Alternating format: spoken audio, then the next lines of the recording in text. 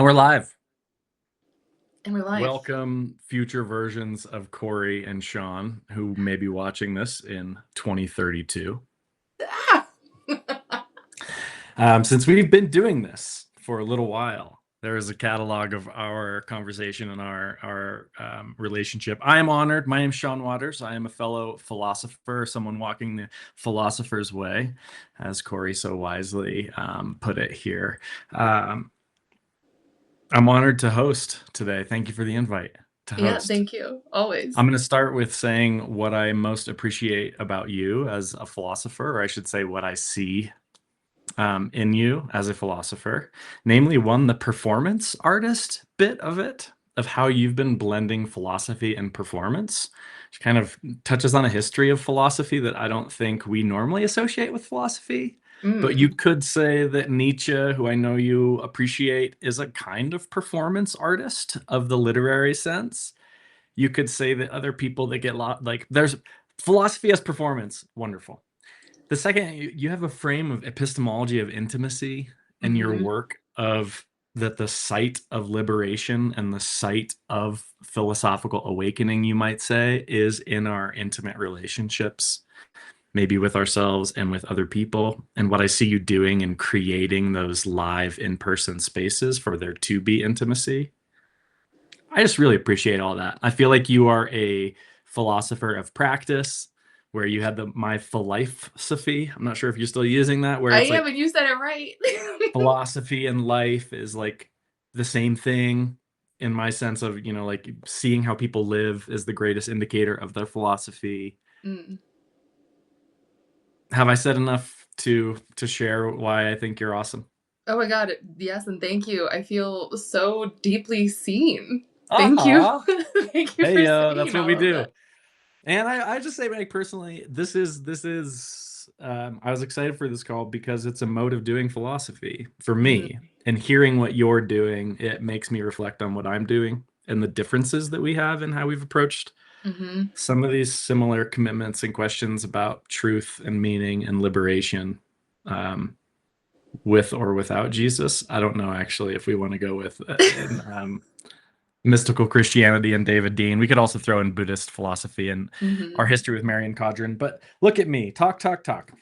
Um, would you want to share a little bit more about where you are, how your journey of doing philosophy and epistemology of intimacy, Hmm. what that looks like for you in this past year? Yeah, I mean, I think I want to just start with like a similar grounding with you, which is like how this even came to be, this particular conversation, because you and Mm, we've been doing this for several years now, and I think the earliest root of it has never been made public. It's those phone calls that we had through 2020 in particular. But I love the videos that we have, which is sort of developing its own little archive of our conversations and our process and our growth and our projects and how we keep experimenting and exploring. And I think one of my favorite things about running into you or having like a random phone call or just like a book recommendation that you give or something is that what is it, 15 years maybe at this point of kind of running parallel with each other. So we're always different. We're still different, but yet still so like side by side that there's something probably really valuable even in this moment and this demonstration of the longevity and depth of a process of growth and learning. And so I just want to thank you for being one of those people to do that with, because even though we don't talk regularly, this is often like documenting our conversations when they happen. I really appreciate seeing the ways that you have continued to grow in your practice and bringing people in and pursuing your ideas and projects. So whatever evolution I've gone through and the growth and my like ambition to keep trying and attempting new things, I see in you and hey, really respect that as a sort of an inspiration and a role modeling of how to do things. I've learned a lot from watching you create the spaces that also nurture and facilitate your own process. And I think that's really what I'm trying to do a lot of the time as well. So it's yeah, your personal commitment to the learning and the growth and like the yeah, continued project of living a philosopher's life. yeah. Um, that I think is what continues to link us together in such a rich way. So thank you for that. And you're just an amazing listener. And I always appreciate our conversations because of the ways that we get to engage in depth. So I'm already excited for what we'll do in the next hour, but those little treats are beautiful for me. So, and I said I was going to start where we land, how this all came together. We just ran into each other 2 days ago. Yeah, Um, Wolverine Farm, and local I, Fort Collins connection. Even though we're on the digital interwebs, this is a yeah. nice community connection. And I greeted you by saying like, "Oh, every time I see you, there's a serendipity. So what's it going to be this time?" And that sort of opens up to, I know that when I see you, something's gonna pop off, and I love it when it's a conversation like this that lands on. Amazing. And I'm seeing Omar joined, which makes me also want to extend invitations for any philosophers in the audience. Omar, I would see as to share inquiries or questions that are coming up. So to participate in this live as much as we can, as this is an experiment. I Yes. love and reflect the sense that I can see something of myself in you, and I Mm, can see like our differences in really cherishing the difference, our different approaches, even though I feel like we have a very shared thesis, as it were, as philosophy as a therapeutic way of awakening, liberating, making us more free. That by doing philosophy, we are freeing ourselves. And the mhm, site of that freedom is often for me, intrapersonal. It's like, in some ways, how I relate to myself, but then how I relate to you. And when I see you in the coffee shop, when I'm sitting down to get a lot of work done, do I go, oh my gosh, it's Cori. I'm in an or do I go, "Oh my gosh, it's Corey. What could this encounter have?" And I'm using like that as an example of how we relate intimately or not to the people and to the experiences that we have. So mhm. that's a messy way to praise what I feel like you bring out in me, which is a sense of an invitation to pay closer attention to my own process Mm, of freedom, of what that mhm, looks like, mm, which joy came up to me when I was preparing for this call, in the sense that you lean on humor, on performance, on I don't want to minimize what you do, but am I right to say that that's an element of how you are approaching this? Or maybe this is a good opportunity to say how has your approach changed in the past year? What are you learning about mhm. Yeah, and yourself? help me too, because I know I did not answer your first question when I was like, "Let me tell you all the things I think about you." So maybe I need to go back. I don't even remember what I missed. Um, but yeah, I think why I was excited to have this conversation with you in particular is because we've been in this kind of ongoing dialogue around philosophy, how to do philosophy, what Yep. is the philosopher's life, and what does that look like, and Yep. the commitment to be sort of outside of traditional spaces of academia, Yep. doing non-traditional modalities of like teaching and learning with people. Those are shared paths between us, but in the past 2 years, as I created some more community spaces, like on a regular cadence, weekly learning spaces to talk about liberation and what liberation looks and feels like, how to practice it now, like making it really grounded, practical, everyday, and super hyper local. That was such a powerful experience that the transformation through learning of like really being committed to understand liberation.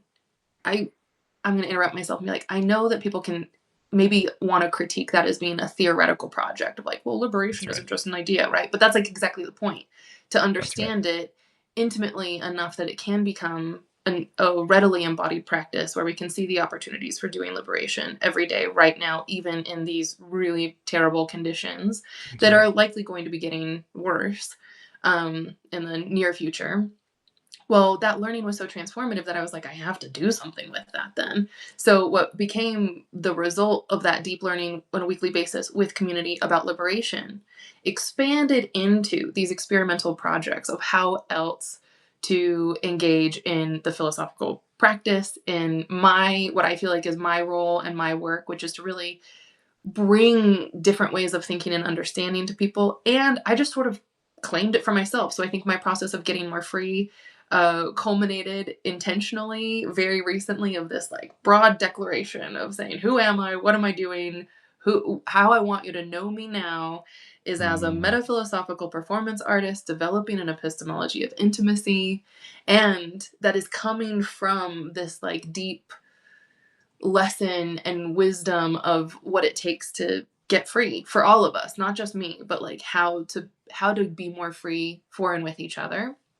um and so yeah, the experimental places, the performance part is tricky because when people hear yeah, performance they think like an act or a that's scripted it. thing. It's like a rehearsed show. And what I would say is that my meta philosophical performance art is actually just the truest sense that I can think of being a philosopher, which is very aligned, like almost a spiritual practice of just embodying the things that we're thinking about, talking about, and valuing. And so the meta philosophical performance art is really to demonstrate the truth of a concept through the being and the doing of it. So when I'm with people and we're talking about healing or learning or intimacy or freedom or power or all these things that are so important and often, heavy topics, even from a philosophical angle, people will often think, oh, that's like really intense and serious and gonna be heavy and oh, my brain's gonna hurt. But like to do it, to be in that practice, and which I think is really to demonstrate the truth and the gravity of the concept itself, becomes something that is done in a way that true to the root, the spirit, and the soul of my greatest influence, Nietzsche, as you brought up. The gay science is the wisdom, the study of life that is one of gaiety, levity, play, joy, laughter, song, dance, party, festival, like all these things. That is truly, I think, the free spirited approach to like confront and face the spirit of gravity that I if we're not talking like philosophers, like you talk to any person today and the spirit of gravity is heavy, like that is weighing on us. So I do this performance in the way of trying to embody what the wisdom of truth I think can offer us. And it shows up in spaces of, yeah, gaiety and humor and play and jokes and all of that, because I feel like that's necessary also for us, like to be vital, to be Yeah. alive, to be stronger and healthier and connect with each other even more intimately through that kind of levity and playfulness. That was a lot. Is wonderful, and it suggests too that Nietzsche quote: "There's more wisdom in your body than in your deepest philosophy." And just that we normally think of philosophy as this, I don't know, not only deep but abstract in the sense of like an ivory tower of people practicing philosophy, echoing our shared interest of bringing philosophy out of the tower. And it reminded me of my work in doing philosophy with teens, or setting up the framework to do philosophy with teens. And now I may have the opportunity to actually put some of that into practice. But we do doing philosophy with, we don't say teaching philosophy. Hmm. It's not like we're not going to teach you this stuff. We're going to create the space for all of us to drop our guards enough to interact with each other in ways that surprise us and then help us to make meaning, feel connected, feel. So I feel that as the sense that, don't tell me what you believe, show me who you are kind of a thing. And our encounter with both David Dean and Marion Codrin, the two kind of teachers in our orbit when we were both graduate students or were undergrads, I was an undergrad, you were a graduate student. both of these people were visibly transformed by their philosophies. They lived their philosophies. David Dean, Irish Catholic Nietzsche scholar, and Marion Codrin, serious into Pali, early Indian Buddhism, skillful means. They both embodied it. And so I guess I want to praise you for being being philosophical, doing philosophy in that way. I feel like it comes across in every word that you say. Oh, thank you. It's so funny because um what I was talking about, the culminating, the spring of like this coming out moment, which was my birthday when I said, people know me from all these different phases and chapters and spaces of life, but it's really important for me now to like invite people to know me as who I am and who I am becoming intentionally as this metaphilosophical performance artist developing an epistemology of intimacy. And I framed it as a coming out, but I started it at my 40th birthday. This is when I did it. And the beginning of this whole performance, which I called my stand up philosophy special, Great. was started with an introduction. And the story I told right from the like go was about a memorable introduction in 2014 when I had just gotten my first job out of graduate school. It took me a long time to get a job out of graduate school because I didn't do the academic route. And I introduced myself to a room of like, I think 50 or so academic advisors. And the facilitator of the meeting was like, well, we've got a new person here. This is Cori. Why don't you tell people who you are, where you came from, all that, since this is your first time joining us. So I grabbed the microphone and addressed the whole room of people and was like, hi, I'm Cori. I do philosophy and I just came from Pennsylvania, like blah, blah, blah. And I remember it was such a distinct moment because the person who grabbed the microphone back to go on with the meeting goes, that's weird. I've never heard anybody say that before. And I was like, well, excuse me? And they're like, you didn't say you like study philosopher or you are a philosopher. You said, I do philosophy. And it had never occurred to me as like a strange thing to say. Like, it was Yeah. so like shocking to me that it became a really stark memory. Yeah. And I was like, wow, I think about that all the time because this person was so caught off guard by my language of I do philosophy that then I kept thinking about. And the funny thing was, someone in the audience at my birthday was in that meeting and she too remembered that exact moment of because it was called out so explicitly of like, you do philosophy. And Yeah. to me, I've been thinking about, I was like, is there really any other way to relate to wisdom other than to do it? Yeah.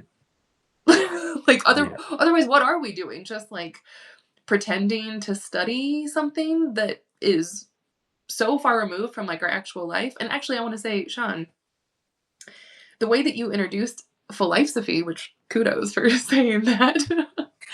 How did you say it was like that one lives their philosophy in their life? Like the theme that you're picking up on is beautiful.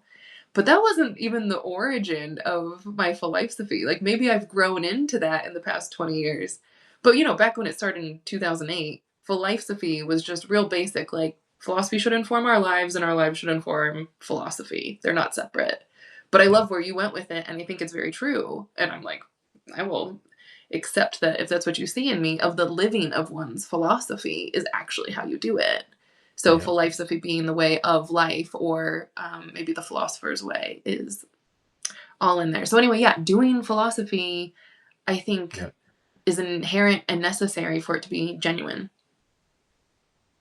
Yeah, and let's go the philosopher's way. So what does that look like? I heard someone say if you're going to start a journaling practice, so we connected over the artist's way. You remember me Mm-hmm. recommending to you the artist's way, which Mm-hmm. is, if you're not familiar, Julia Cameron's cult classic, where it's basically boils down to two moves that she encourages everyone to make. One, morning pages, which is longhand writing every morning before you do anything else. And then an artist's date, which she calls an artist date, which is 2 hours where you take your inner child out onto a date. But also might actually be 2 hours where you create an intentional space to encounter the world in a more enlivening way. So Mm-hmm. if you like going out into the world and letting the world inform us in powerful ways. So this is like journaling and experience as the two, like, kind of, you have an experience that informs your journaling, you journal to inform your experience. This week my artist date is going to go to the library. Next week I'm going to go on a hike, whatever. Someone said the best thing we can do in our journaling practice when we start is to just say all the true things we can. I'm sitting at a desk. The garage door is closed. I'm feeling a little hot underneath this light. It makes me feel like I'm in a cage. An I'm feeling like interrogation. it feels a little funny. Now Yep. I'm actually getting self-conscious about feeling funny about doing this performance on a Substack live on a platform. I'm thinking about all these things. So I'm like noticing all these true things. So the original Socratic that I see is like one of these moves is to know thyself, where you're like, hey, I'm working in my pages every morning to say what's true, and I'm seeing in that monologue more of myself, but then I'm also letting that inform my life. So I guess where I want to go with this is this notion of performance. And Mhm. the idea was if you just say what's true, it's going to help you from performing in your pages. So where you start like, oh, this is what a morning pages person does. They wake up and the bird song, notes on bird song, done. And then there's a little poem.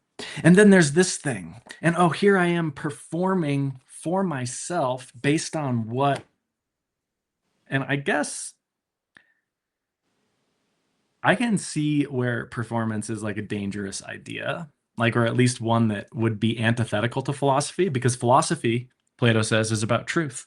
And we can't represent it. If we represent it in performance, we're just distracting people from what is really true.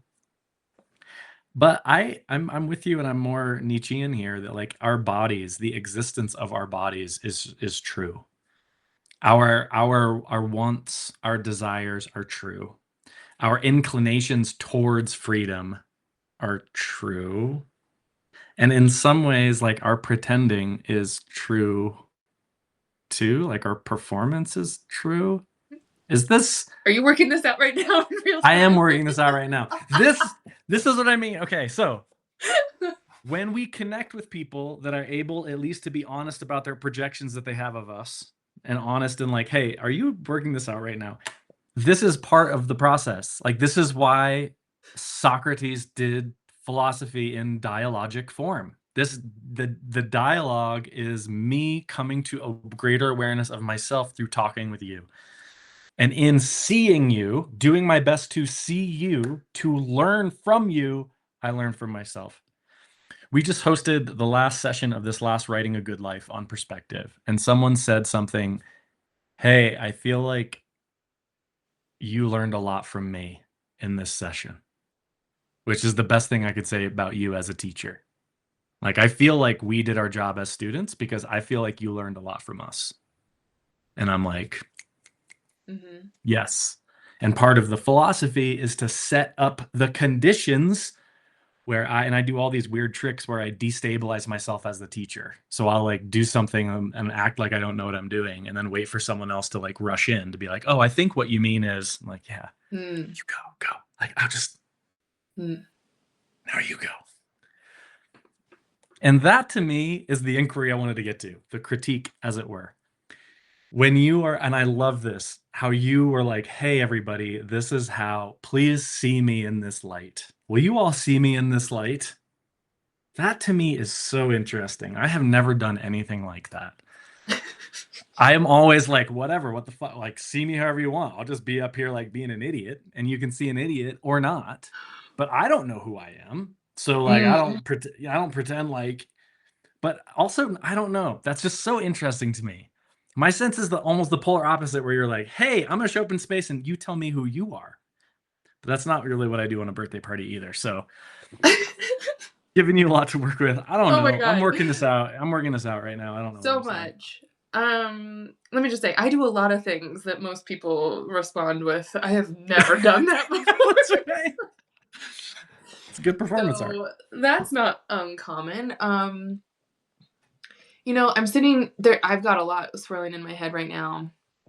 And one of the things that might be helpful, I don't know, this could get real deep, is about performance. And I'm kind of sitting here being like, I don't feel like I'm doing a performance. Even your example of teaching, of like kind of feigning a little bit like, oh, I don't know what I'm talking about, to have some students be like, I think what you're trying to do. Like that is sort of like I'm gonna say produced or like orchestrated move. Yeah. And I was like, I don't think I do that. But then I caught myself, and in the work that I'm doing now, like that I'm most excited about, Let's do it. it is very Socratic in the way of like creating the conditions and the process where people move through a kind of thinking, uh, I don't know, dialogue.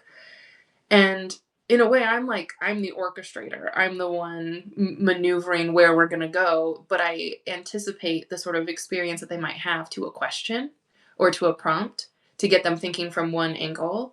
And then I'm like, okay, yeah, and here's another story that people are like, I've never done anything like that before. I'm like, I know, that's why I'm presenting it to you. And then, but it engages a very different kind of response to sort of like shock their assumptions and open up another questioning part of their like themselves, be like, ooh, well actually that is different. So the arc of a thought process in the kind of containers that I'm making, I'm thinking specifically around like For the Love of Strangers is my favorite container right now that I'm doing. And I want to still hold a little moment for thinking about the epistemology of intimacy, because there's something I want to Love it. clarify with that too in this with you.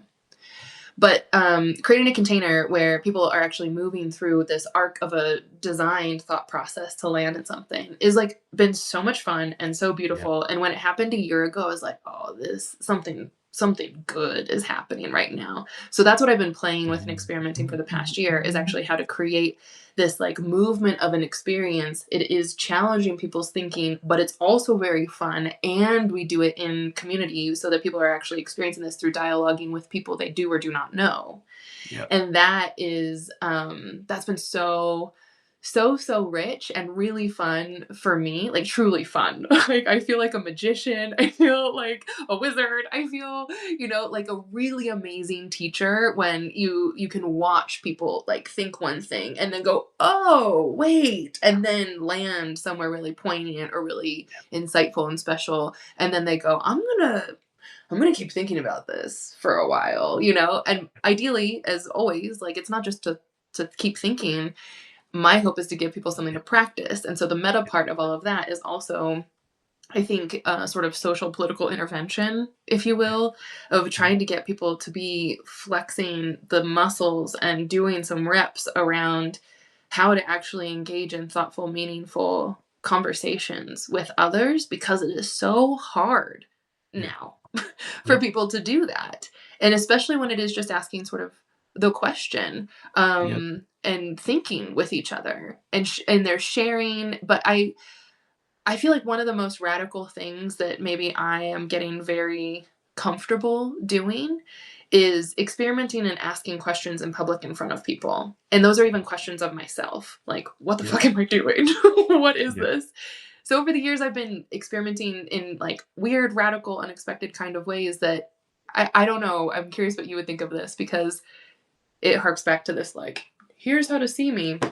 But the one phrase that sort of haunts me for the past year and a half or 2 years that I've been like going full blown into my experimentation mode is that people frequently look at me and go, wow, you're really putting yourself out there. Mm. And to me, that is such an interesting reflection, because, maybe it's indicating a sense of vulnerability that other people are uncomfortable with. Or people are checking and like, are you okay? Because you're like really putting it out there. I don't know what It's it called a is. mask, Corey. You should put one on before you go into public. But like Yeah. I kind of have a weird relationship with that response that Yeah. is so Very common when cool. people say you're really putting yourself out there. And it's made me grapple with like my own understandings of vulnerability. But I think what it comes down to is, one, I want a role model. I do want to practice the doing and the being and role model, an attempt, a try, an experiment. Let's just see. And it's not willy-nilly, it's not reckless. Like everything I'm doing, for me, I think this might be something that people miss. What allows me to move into these like very experimental spaces or do something that other people are like, I would never. I don't even know how you can. That's not how I'm celebrating my 40th birthday. Yeah, like what? I think the reason why I can be so confident in this, that I think is really important for people to understand, is that it's not coming spontaneously out of some like whim of just an impulse. Yeah. What I'm doing is grounded in a whole lifetime of Yeah. dedicated study and learning. Yeah. And I believe in the wisdom, the truth of what I am learning from others from Yeah. generations and decades before me.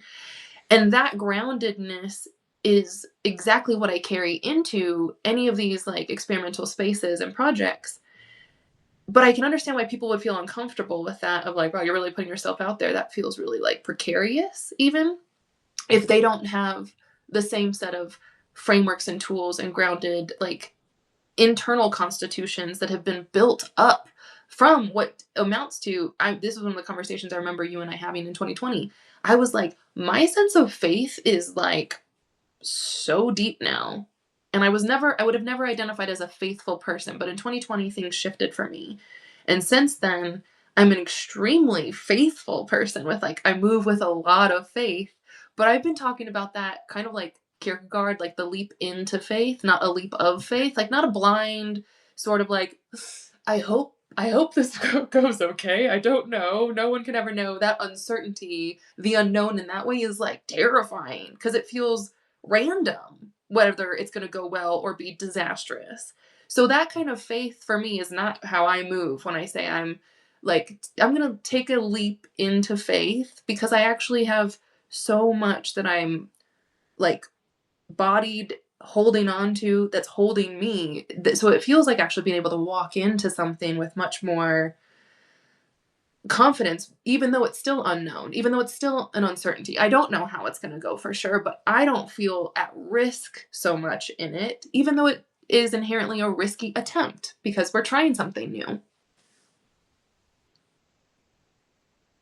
We're halfway through. Yeah, I'm like, yeah, and we've arrived at where we I appreciate that framing so much, and the sense of confidence and the sense of faith and the sense of trust, linking that to Kierkegaard. For me, as I experience also resonating that I find myself to be a very faithful person in the sense from my morning pages practice, Mm. showing up to the page, it's okay. Like things, the mess kind of. So I love that. And also the sense of like failing in public, learning in public is also part of it that you are learning. Like the performance, a good performance artist is always in relationship to their environment, right? That's like they're like you're putting yourself in positions to perform in a way that like is a mirror to you some in some ways, or not, maybe not a mirror to you, but is part of the process, that contact, that encounter, that attempt. Yes. The performing language is hard for me because I think it's loaded with a lot of assumptions about what performing does. And that's just the problem with some language these days. But before I get into that, can I say last week I did a live stream with someone who I had just very recently met weeks before. And they came to one of my monthly spaces, the Gadfly, which is where I do true stories and stand-up philosophy. And so we didn't know each other. They were in that space. Um, and then afterwards, they hung out and we had like a little bit longer conversation. And then that just like led into other conversations. And I was like, oh my gosh, let's do a live stream. So I'm saying all of that because this is a person who I didn't know, but saw me doing the thing that I do, the public philosophy in process and practice.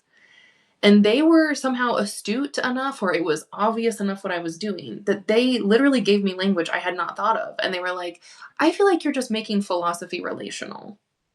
And that to me is speaking to kind of what you're getting at of like the doing with or in front of people, making it public, being in the process and the practice. And that to me feels, maybe that's my issue with like the performing, because it's not a prepackaged thing where I'm like, I'm just going to do this thing, start to end, deliver it like like a pre-written show, like a performance. But the doing philosophy and making philosophy relational, I was like, oh my god, I feel so seen again by someone who's only known me for like hours, literally hours. But that to me, there's something there that was like really, it has some traction or some body Uh, behind it if that's resonating. But totally. let me go on this performance thing of the performative, because this is one of my biggest like all-time rants. May I? You may. Thank you for asking. Okay. Well, I was gonna go on a rant, but I talk about this a lot, and I think there's hugely important implications around the way that we think of performance and I would say performative acts. And since 2020, yes, Jill, hi, you know this. Performativity is I think, one of our only like lifeboats out of these conditions. If we really want change and Interesting. transformation, we have to understand there is power in performativity, in the practice of like speech act theory, but also social constructivism, how to constitute a being through the doing. And so from this lineage, I'm relying heavily on what I learned way back in the day, actually from David Dean, when Yeah, he yeah. introduced us to Judith Butler and performative acts. Like, this is the root of Yep. it, Yep. of the stylized repetition of acts. And the reason why Yep. I think what I'm doing is actually more performative than performing, because the performative nature of doing it into being is the practice. That's And it. sometimes that happens only in these little like micro moments or subtle decisions or these tiny little choices where we have an opportunity, still overwhelmingly conditioned by the realities that we're in, the structures, the systems, the meaning, everything that we exist in. If you think of all of that being so sedimented and pretty like hard concrete material reality, how do we change that? It's through these tiny little like glimpses of being able to do something just slightly different from the habituated acts that have created all of this. And so the performativity for me is this like tiny little pop or burst or opening of where freedom and agency can actually be exercised, if you will, in order to create something different or become someone new and different from who we have been. And so it's the doing is the being, or the being comes through the doing itself. So that's why it's just like it's hitting a little bit weird to keep saying performing, because I don't want it to sound like a performance, but it is inherently informed by this understanding of performativity being where we actually have space for agency and true transformative change, I think. Thank you for all of that. As it links to a really, really good question on strangers and friends. Um, the intimacy of strangers. And you've been mentioning these different containers, and you talked about the intimacy of strangers as one of the containers. And one of the things I found most fascinating about hosting digital wisdom workshops in particular, there's even a difference between virtual Zoom sessions and in-person sessions. When you get people together that are strangers that don't know each other, Mm-hmm. how different things come up in those conversations than they would with our friends. So like and this is different things come up in spaces of different friendships that I have. And in some ways, I am a different person in my relationship with Chad than I am in my relationship with Aaron. Like something different comes out of me when I'm related to them. And part of that is how those friends see me. Like Mm-hmm. they kind of are seeing me in a certain way, that playfulness and some like the stranger provides us a very interesting encounter because they have no idea who we are and we have no idea who they are. So there's Mm-hmm. this moment of freedom to perform, to be ourselves in a new way. When you have a room of like five other people that are listening to what you're saying, but you don't know exactly what you're saying yet, it's like you're speaking yourself into existence in a way that sometimes doesn't happen with our closest friends. Or like, and so I wonder if you've noted, like, I'm curious, I'd like to have you talk about the intimacy of the stranger and what you mean of how we might encounter strangers in a more liberatory way. Because I suspect there is a real greatest relationship advice I've heard is to see your person with fresh eyes. Mm-hmm. Allow them to be new. Mm-hmm. Approach them in a way like you've never met them before. Be curious about them.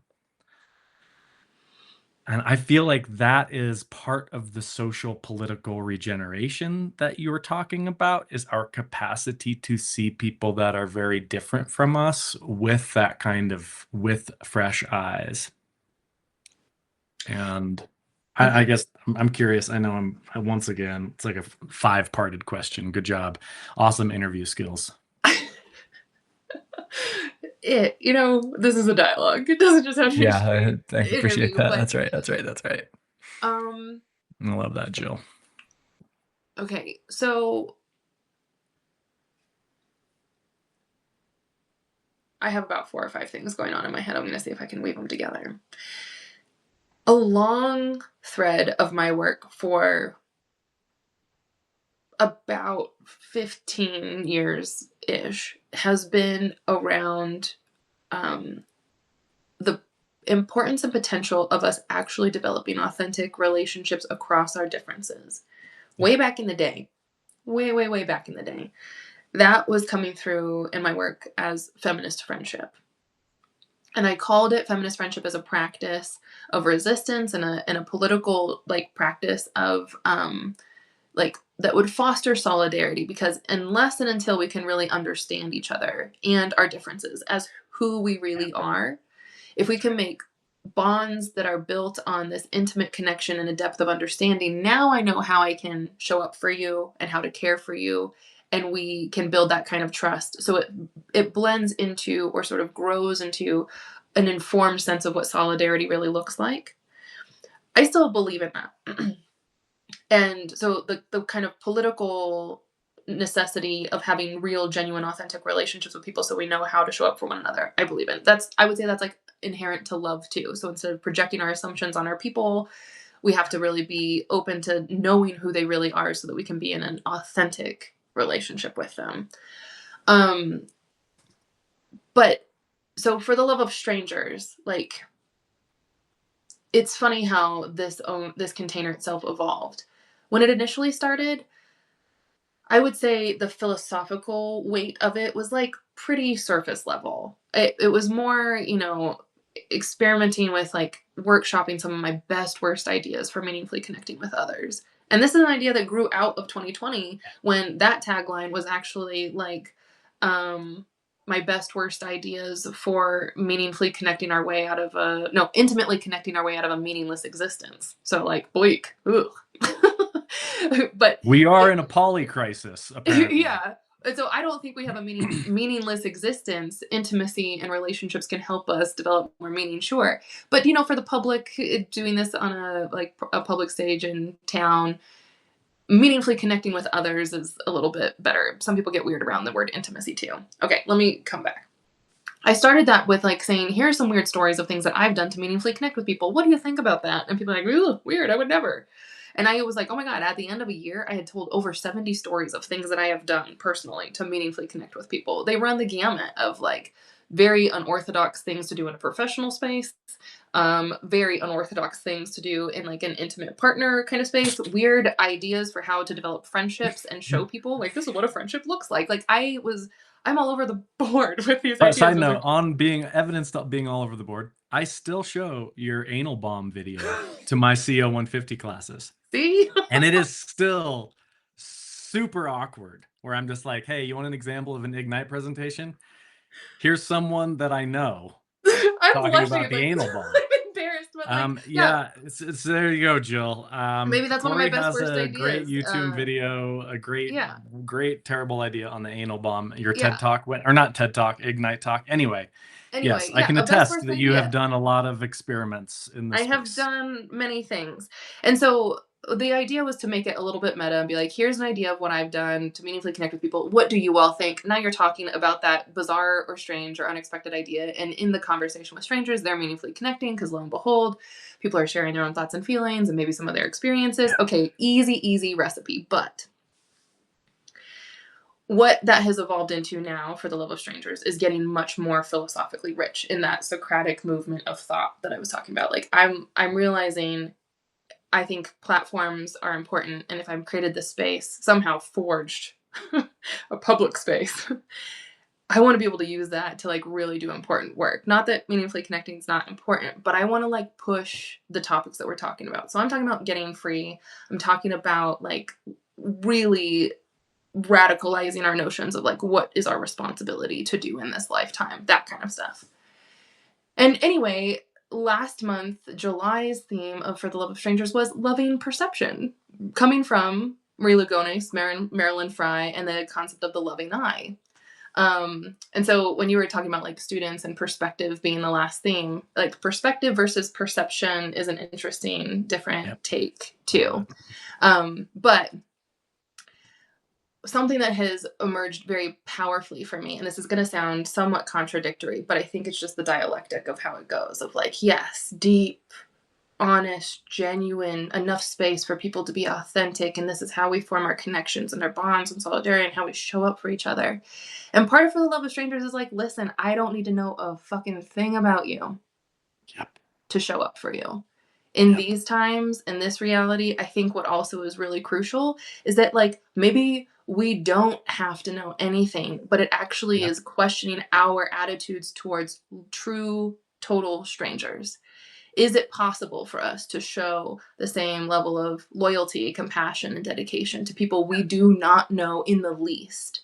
And I think that politically speaking, we have to be able to conjure up that space and the room within ourselves to be able to know that's how I'm going to act too. So, part of like For the Love of Strangers, early on and as it's carried through, is really questioning like the attachment that some people have, myself included, for a really long time, of thinking like the way to do change and transformation is to really get to know people. And I kind of want to be like, maybe you just need to be the kind of person who can show up for someone you don't know at all. And that's really about being a better stranger. And maybe that's being a better neighbor and being a better global citizen, just being a better human, where your empathy and your compassion and your commitment is not based on this prerequisite of needing to feel so close and in a deep sense of knowing or seeing and being seen either. Like, I Yes. think that it would be, a world would be a very different place if people had a sensibility for how to relate to the billions of people who are strangers to us. You are so speaking my language, and it's given me. I've got a book recommendation for you. Are you ready? Mm-hmm. Um, yeah, Jill's feeling it as well. It's right by Daniel Coyle. Daniel Coyle wrote The Culture Code, which I have not read, but a previous workshop participant highly recommended it to me. And now I do want to read everything he's written after I'm halfway through. This new book is called Flourish, and I might have the subtitle wrong: The Art of Building Joy, Fulfillment, and Community. Mm-hmm. And he does a really good job of synthesizing a lot of the work around what makes particular groups flourish. And how he defines flourish is something like joyfully experiencing growth. So there is a sense of like growth, but there's a joyous recognition of the growth that is happening. So it's kind of like a cognitive awareness of the kind of growth that's happening. And that can look a ton of different ways, but it Mm-hmm. also is with meaningful connection. So it's like growth, purposeful growth that is joyous and experienced joyfully, something like that. Mm-hmm. But what makes me think about this is one, all of the resources that are in there about how he has this wonderful frame of awakening cues. And in some ways, I could see what it is that you're doing as a series of awakening cues, which he defines as basically this threefold structure. This also reminds me of the work of Peter Block, who wrote the book on community. Mm-hmm. And one of the things I love about Daniel Coyle's book is he puts Peter Block's work, he like boils down Peter Block's work to about 4 or 5 pages. And Peter Block is a genius at getting people together in communities. Like he's a facilitator, he's an excellent facilitator.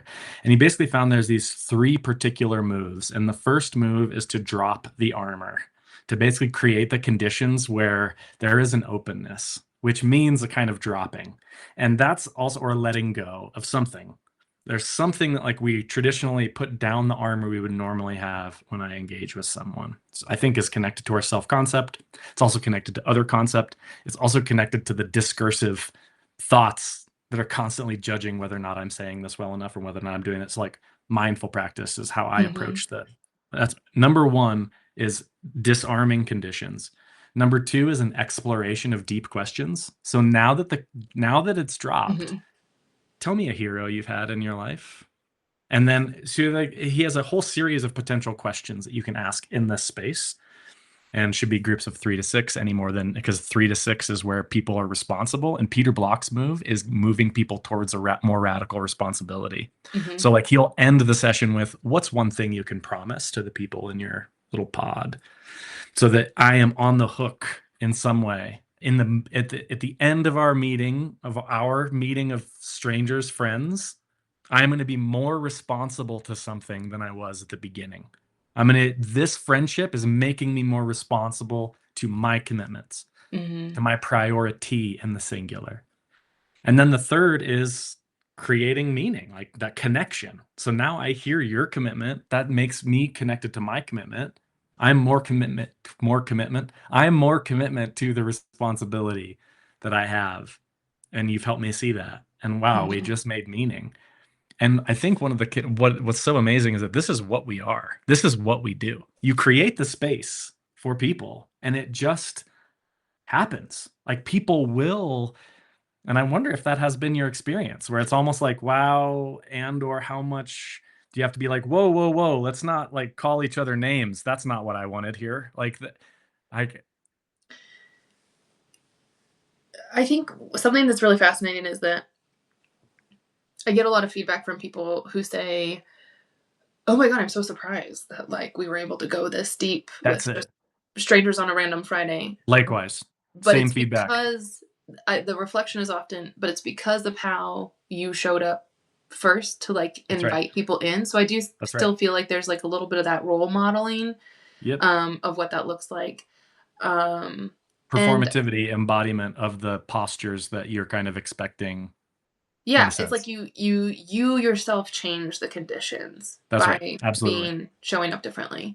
Absolutely. Um, and yeah, there's a lot of work, just to hark back, like there's a lot of work that can be done internally to be able to move through spaces with that level Absolutely. of like your own authenticity. I know we're kind of going to be rounding out the hour soon, so I want to share something that I think kind of pulls a lot of this together, which is one of my big questions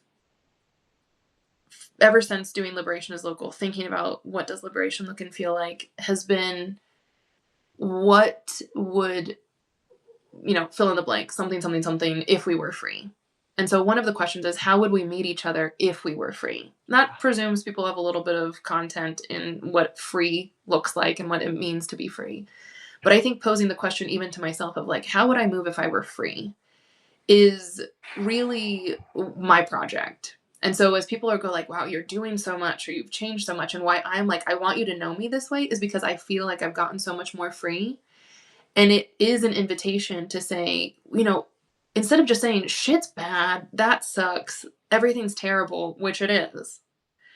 In light of that, how can we do this differently then? If we haven't even put the same amount of effort or committed energy to explore what the alternative of being free would look like, we're never going to know. We're never going to get close to it.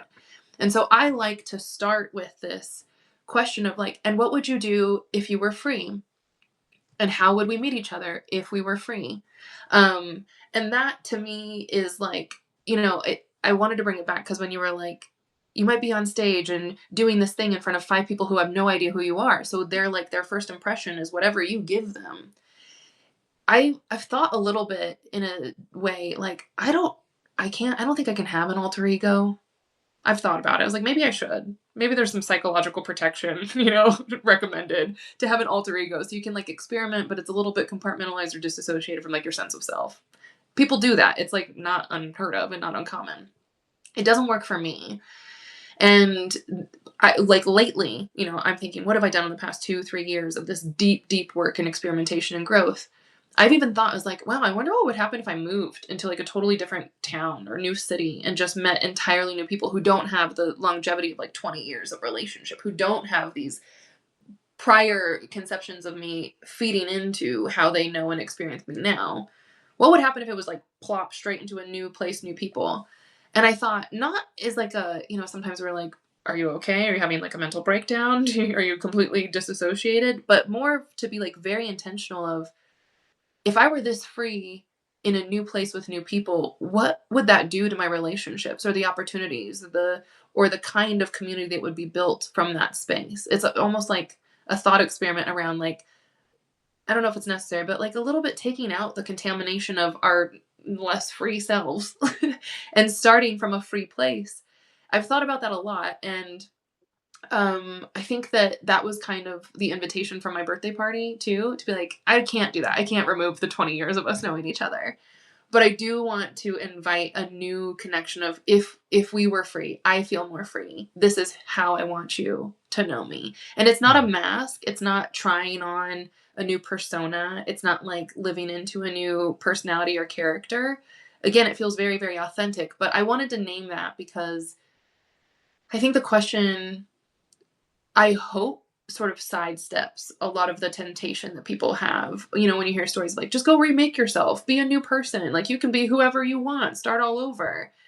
That to me doesn't feel free. That feels like performing. That feels like trying to make something that's not real by Yeah. just scrapping it and starting over and fooling everyone and hoping they believe it, you know, making it convincing enough. And maybe over time you do become that. But that's such a different Wow. operation than really being able to tap into some truth of, who are you if you're really free? And can you introduce yourself to others from that place of freedom, and hopefully invite that to be the channel through a connection of like knowing each other. To me, maybe that's what we're getting at when we say authenticity and vulnerability and honesty and like loving perception. Maybe, yes. But I love the intentionality of the design of like saying, if I were free, how would I move right now? How would I respond to this person? How would I know them and how would they know me? Which is so different from everybody's hyper, you know, the way we're conditioned to be hyper vigilant and self-conscious and worried about if people are getting it or not, or understanding it or not, for coming off weird. Like it, all that energy and that frenetic sort of like static, I think needs to land somewhere so that we can actually start to explore a much more important question, which is, what does it mean to be free? And can we then do that with each other? Ladies and gentlemen, all the way from Fort Collins, Colorado, let's give it up for Cori Wong. Yeah. And now, can I do an encore? You weren't done. Encore! Encore! Bring it back out, bring it back out. Because the Let's encore bring it of back all of out. this, here's the upshot, and this is the open question of all of my work right now. Yes, it's valuable in and of itself, I think, to relate to each other from this place of freedom, from love, from liberation. And yet, the epistemology of intimacy, the strategy, and what I'm suspecting comes through that, is that we learn through and with one another, book recommendations, my experience, I can share that and now inform your thought process. Like there's this exchange of how we understand learning and knowing, and then we share that with each other. Yes, that's a process of knowledge production.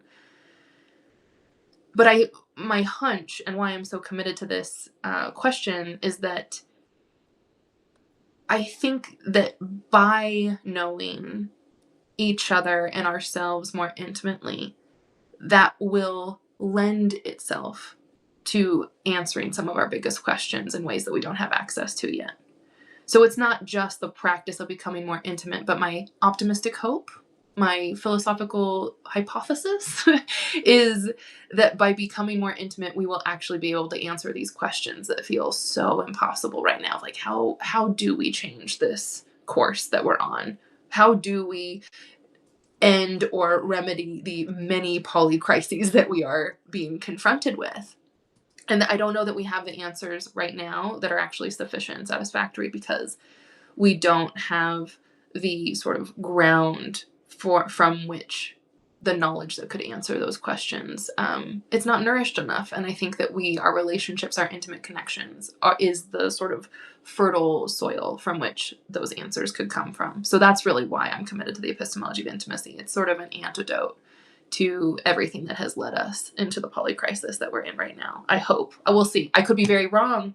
I could be totally wrong. But that's kind of my question that I'm trying to explore and build and develop. Yeah. Yeah. Yeah. I think for my part, I'm glad that you opened up that question. I think it's a beautiful place to end. It's good for me to hear and also share that conviction that, the place to make the world better is with our own heart and hands, and then moving out from there. So at least a good place to start. Hmm.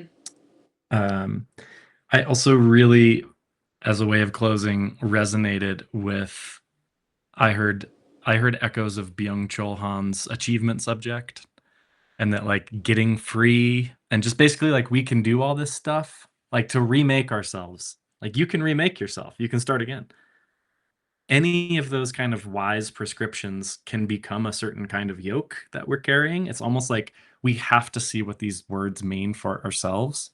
So we like performativity, performance, intimacy, relationship, philosophy, journaling, writing for me. Like each of those has a certain kind of baggage with them. Hmm. Stranger.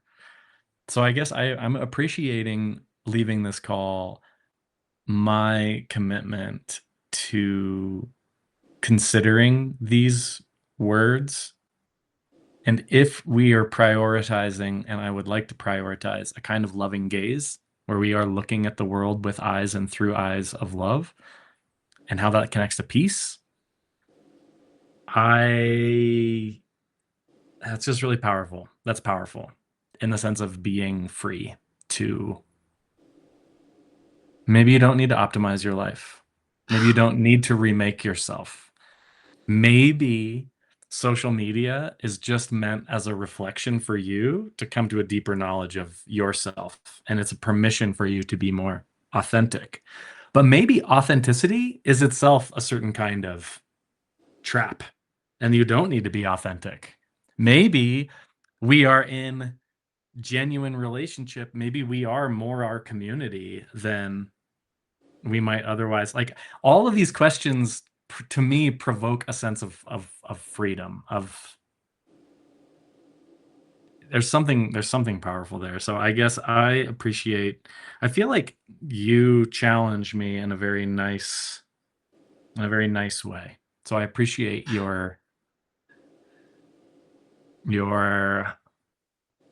invitation might be a better word, but it is I appreciate it, and I do want to make a promise and a commitment to work more towards liberation in the forms and shapes that that takes, particularly in the self-help space that I find Hmm. myself writing in unwittingly.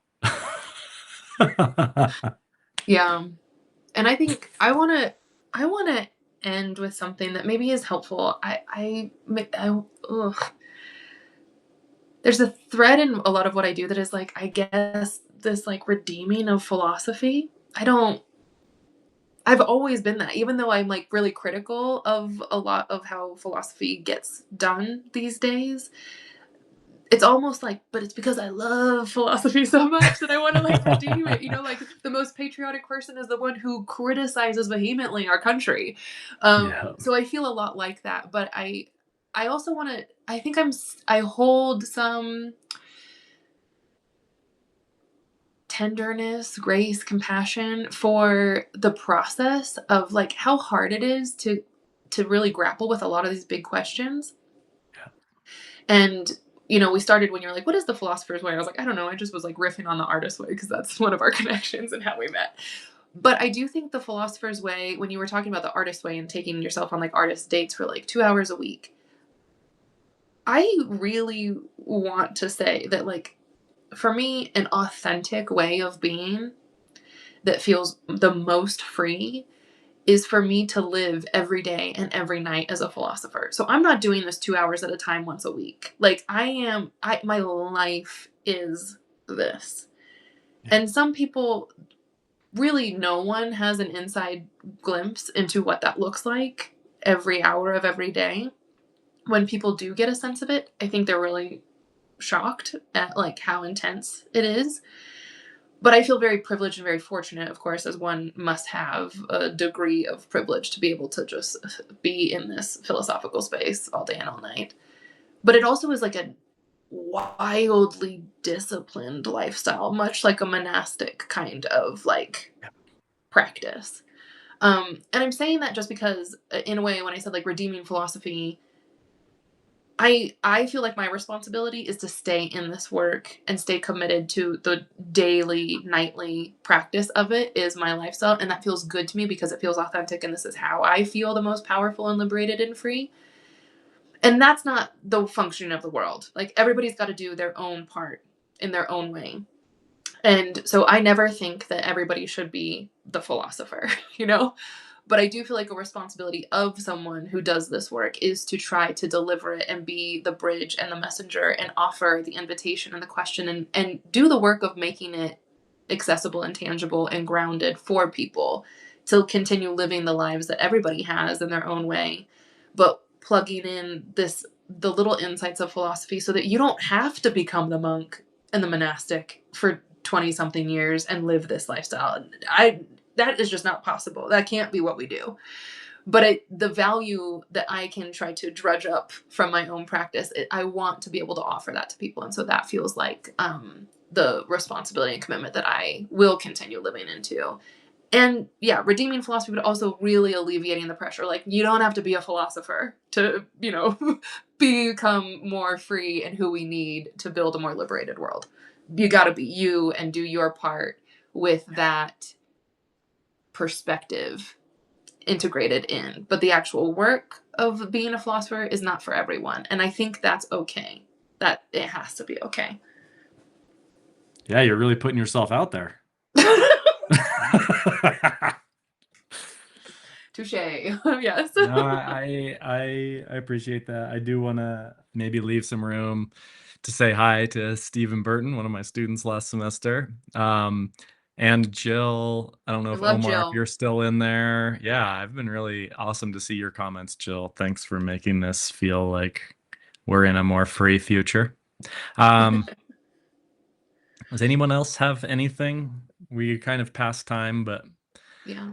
lately I've been pretending like our sessions are like football matches where there's standard time and then we look at the clock and they're like, oh, the referees have added 6 minutes of extra time. So Yeah. now we've got 6 minutes of extra time. Yeah, thanks, Jill. I really think you've helped. You helped me today, Jill. Hmm. It's interesting. One, these conversations could go on forever. And it almost is like we already have a book between us if we transcribed them and edited them down. And it's almost like there's actually books between anyone you have a sustained and loving conversation with over time. So this is a real site of knowledge production, to shift registers to something that you said. Um, and I'm just thinking of how there's two pieces that I read this week on Substack that I loved that I just want to share with you. And one of them was on the interpersonal as a site for expansion or contraction, like what being in relationship to other people allows us, the affordances there. And it was basically like, have you had the experience of talking with someone that when you leave that conversation, you feel like your world is opened up? Hmm. And have you ever had an experience of when you're talking with someone that you feel like your world has closed down?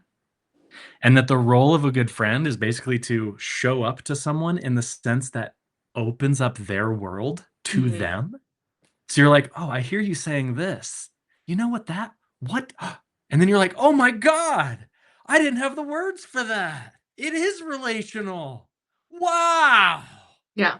I like talking with Cori. She fucking blew my mind wide open. You are a friend that expands my sense of Mm. who I am." And that movement of like expanding possibility versus not.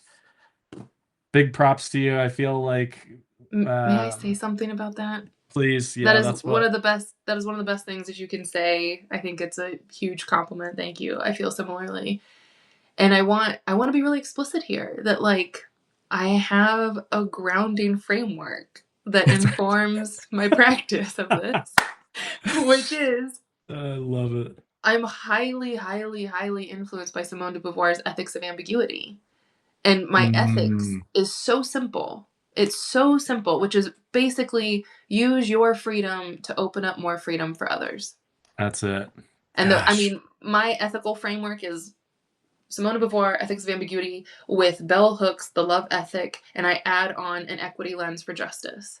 So I would say the will to extend oneself for the purpose of nurturing one's own healing and transformation and liberation is the movement of freedom to open up more freedom for others by prioritizing and starting with the most marginalized first. Like that's a long-winded 50-word sentence that Can we summarizes. actually do that one more time since I Yeah. was copying and pasting a link? Just one Yeah, more yeah, yeah. time, those commitment. That's such a nice definition. Clearly, if you're just watching, this is a philosopher who's done their work. Can we hear that definition again? Well, yeah, and truly, the story of how even my own ethical framework has evolved has been because I've been invited back 4 years in a row by a friend to do an ethics lecture every summer. And in those iterations, I was like, wait, of course there's this, and of course there's this, and of course there's this. So over decades and refined in true dialogue spaces with others, this is how it has become clarified. But my ethics is deeply informed by Bell Hooks, Simone de Beauvoir, and I riff on Bell Hooks' definition, so I'm adding my own little edits there. But the will to extend oneself for the purpose of nurturing one's own or another's healing, transformation, and liberation is basically the movement of your own freedom to open up more freedom for others. And I would say one ought to prioritize focusing on the freedom of those who are most marginalized first. That's the equity and justice lens overlaid on Hooks and Beauvoir. But use your freedom to open up more freedom for others. All of our ways of Yeah. becoming more free should open up the freedom of others and make you feel more expansive, create more possibilities and more choice and more option for how you express your freedom in a way that doesn't shut down the freedom of people around or far away from you. And the dedicated practice of that then looks like love as the continuous will to extend yourself for that specific purpose of your own or somebody else's healing, transformation, and liberation. That's the simplest recipe I've got, and that's what moves me.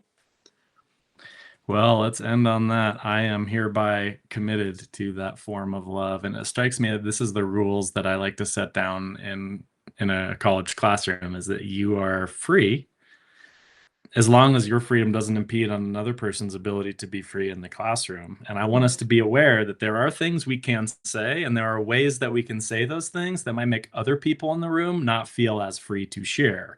Now, we want this to be a brave space, but also, like, let's just be aware of our self-awareness's impact awareness. So it reminds me of, like, no, life is a classroom. Like, this rule in the classroom is like is a little miniature thing, mini thing of, you know, the Like how to be in the bigger, world.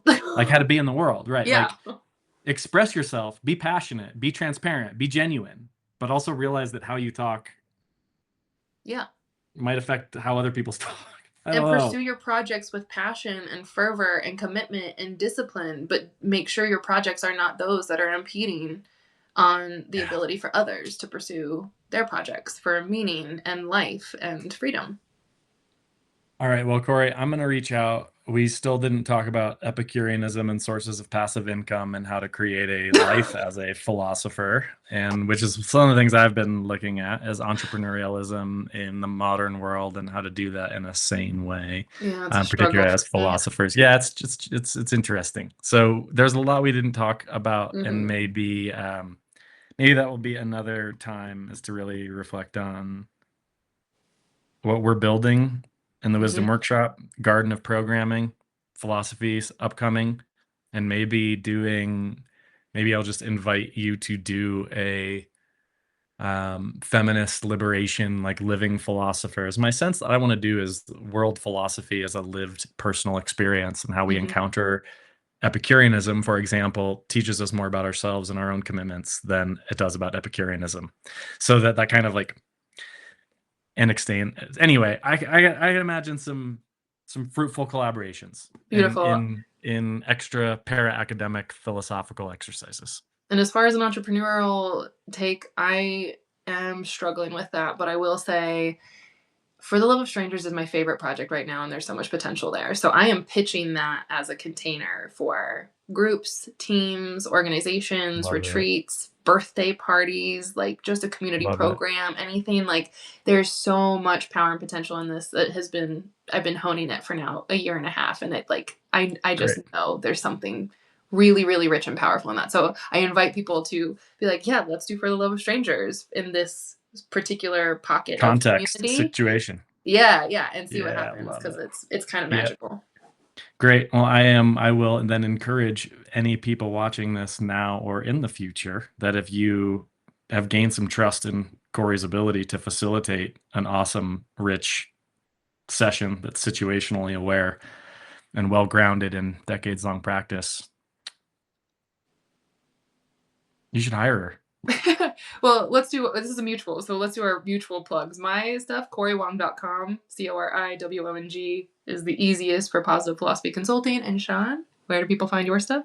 I would go to the Substack right now. My SeanWaters.com is under a revision as I am rewriting myself. WisdomWorkshop.io is also under revision. Okay, great. Alexa, yeah, I am from Clubhouse.